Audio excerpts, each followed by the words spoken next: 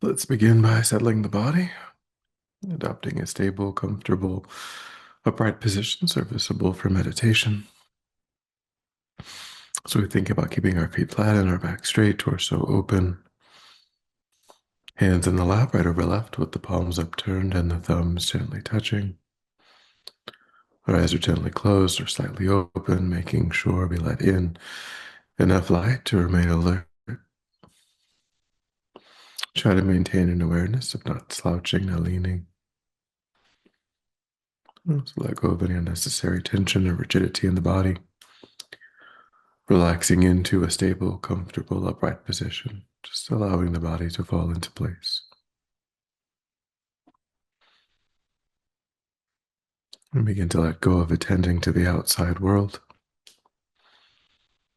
allowing sights and sounds to be as they are. No need to investigate, constraining our awareness just to the body and mind.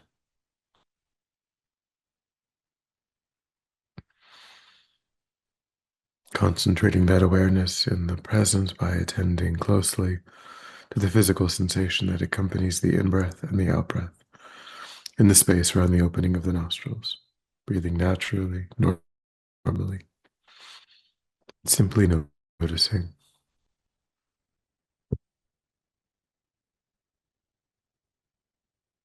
giving ourselves the instruction to quickly notice when anything other than that one physical sensation is arising in the mind, and then, without judgment or frustration, to lift our awareness up from those distractions, gently but firmly to return it again and again to the breath.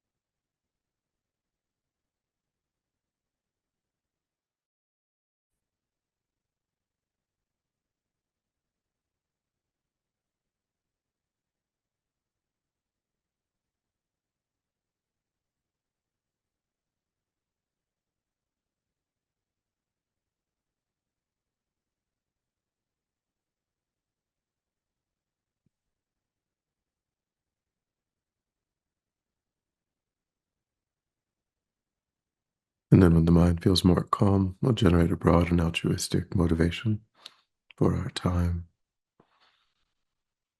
So begin to contemplate all of the ways in which you yourself receive kindness from others.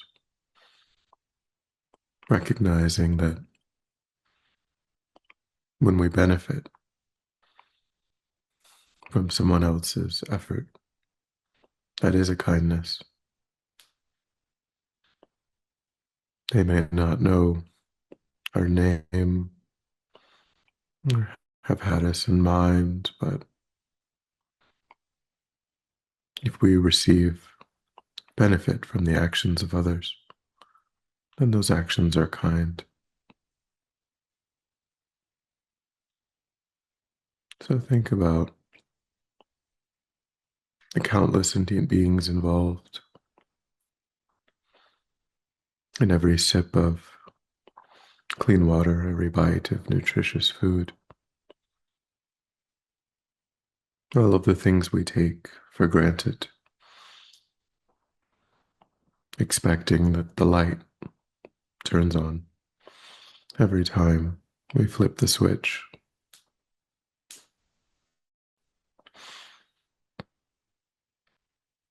That we live in a society of relative safety and comfort.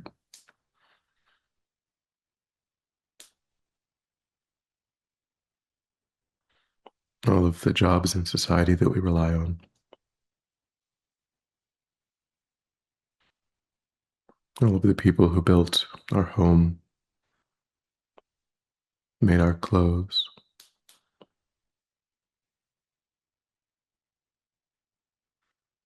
who protect us.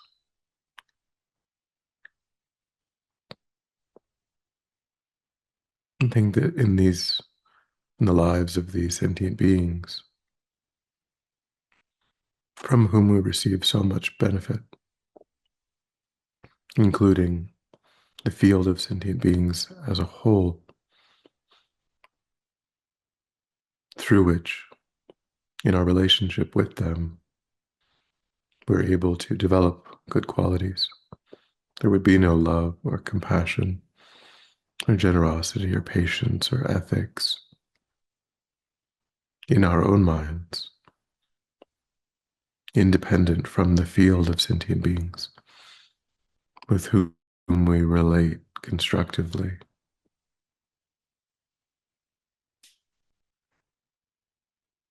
I think in the lives of these uncountable sentient beings, although like oneself they wish to be happy, deeply wish to be free of even the slightest negativity, they're constantly prevented from their aims. Again and again they meet with painful conditions, never being truly satisfied, never experiencing genuine contentment.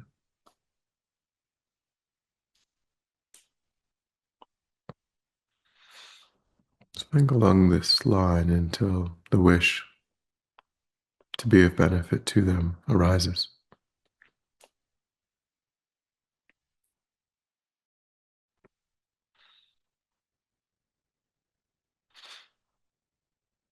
And then think, my ability to be of benefit to them is limited. I myself experience strong negativities. My own life is uncertain.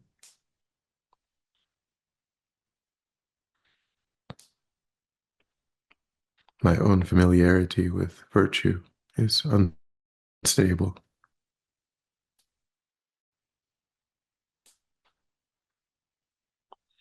And so I must transform my mind.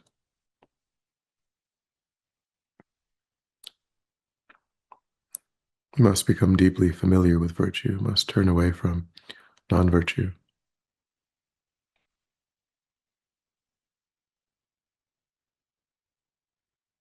And in so doing, I will become more and more able to be of benefit. Virtuous actions will arise naturally and spontaneously, without thought, without effort.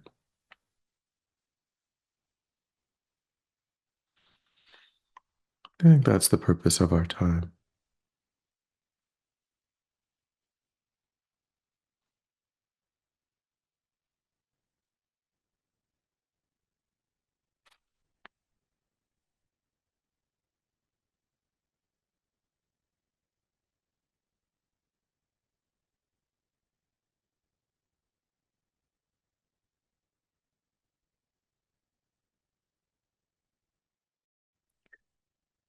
And then with that motivation,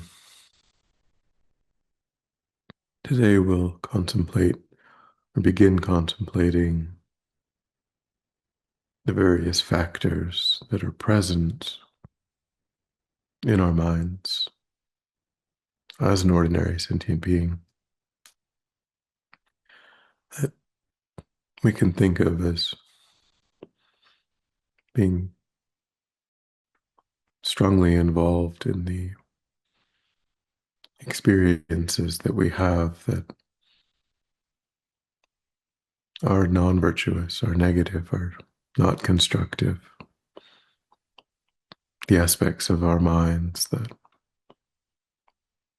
allow us to experience these problematic states.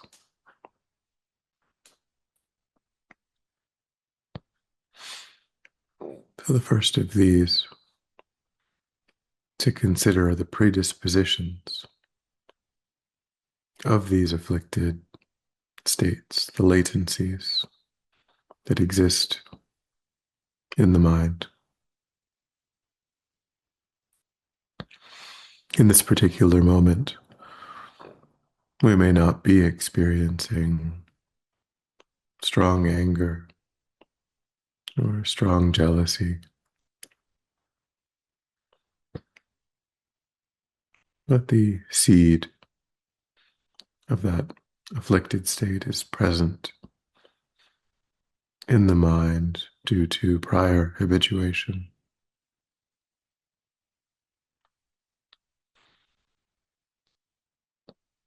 The causes and the conditions that trigger that emotion are simply absent.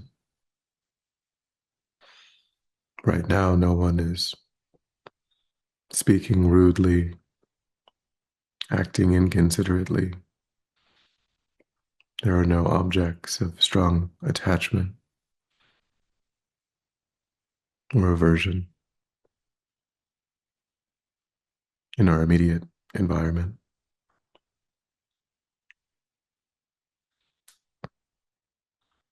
But when those causes and conditions change,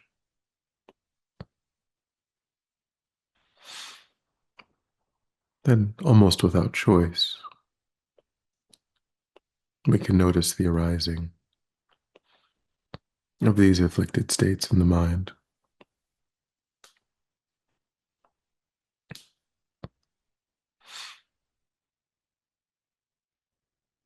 And bring to mind an example in your own life from the past week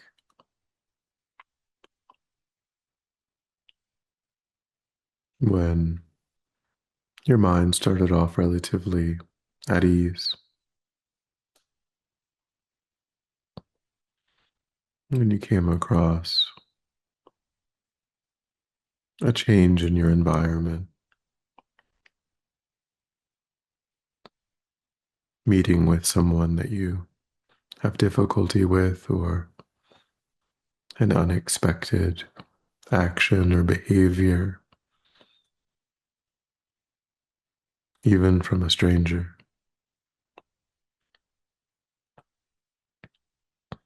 And watch in the mind how quickly you're able to shift into frustration or anger or jealousy or a thought of ill will.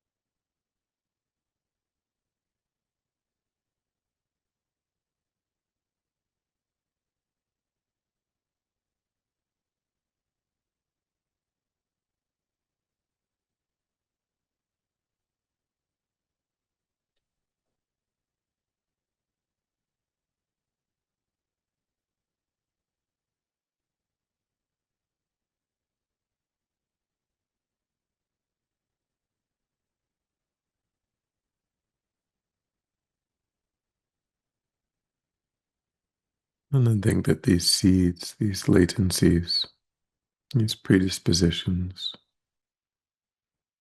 can only be uprooted by training in wisdom,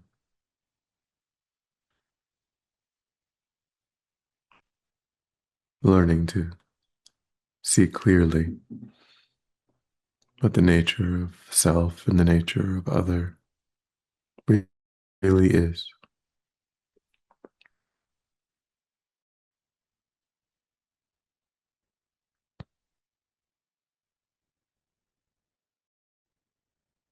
To give rise to a determination to train in wisdom day by day.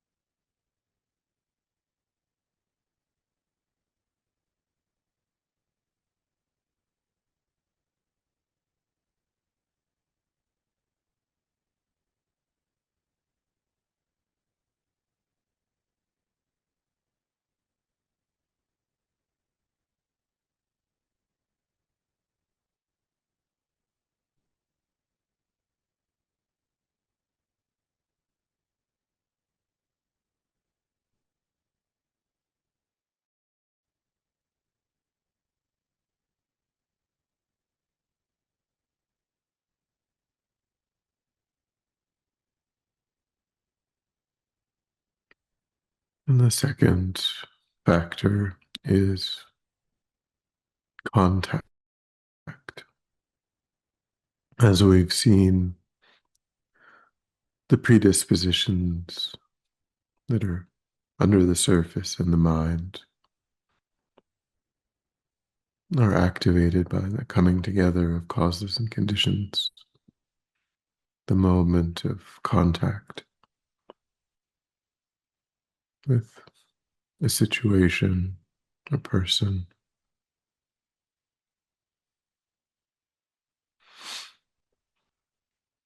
These objects, these situations either appear very pleasant or unpleasant to the mind.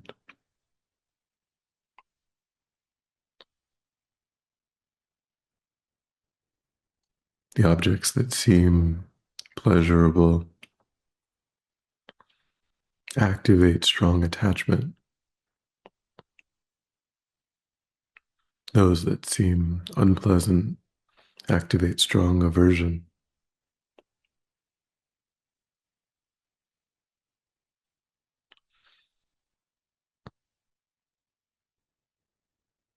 So think back over your life. What for you are objects of attachment, those that activate craving, clinging,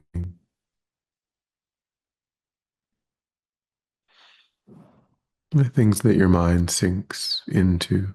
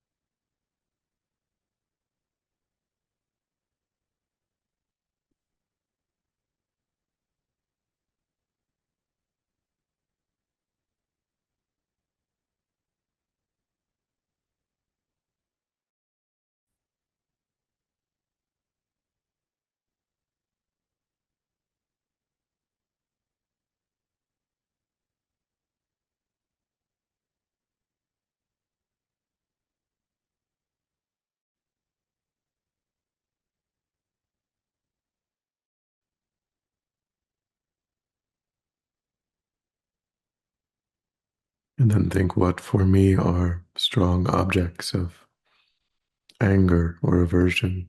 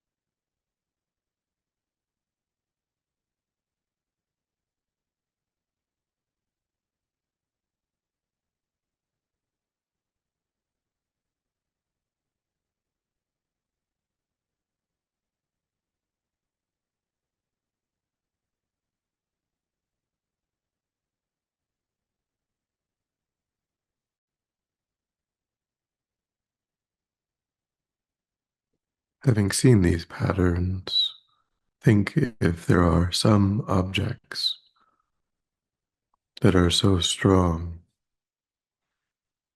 that it might be best to reduce your contact with them until the mind is more stable, more trained. Do we need to keep a respectful distance from some situations or people?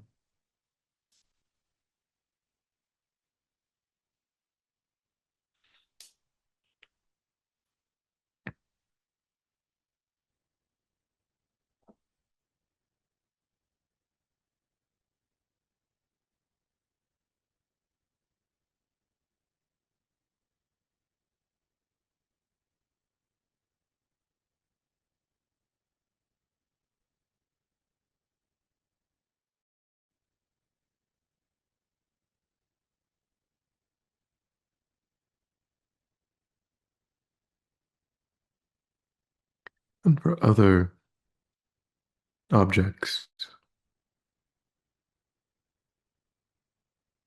situations, people that are less intense, how can I relate in a more balanced way? How can I see them more fully, recognizing that nothing is made out of happiness, and nothing is made out of suffering.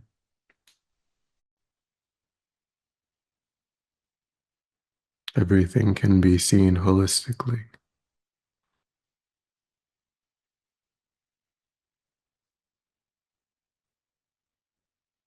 Think of how you could apply that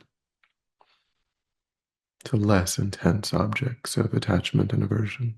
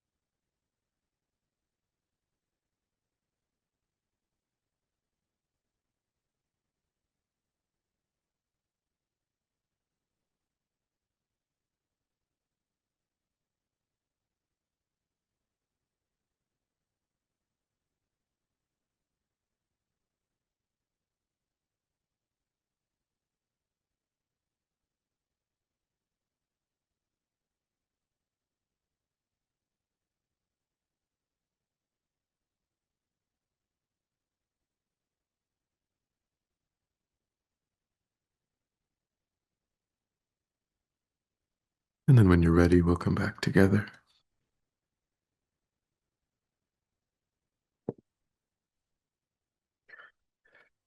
We'll dedicate.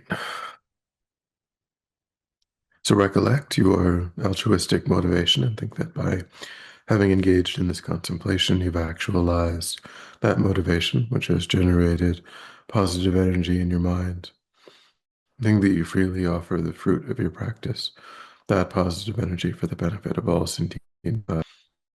Thinking strongly when this positive energy ripens, may it serve as a cause and condition to eliminate war and conflict, poverty, famine, disease, disasters, all painful inner and outer conditions.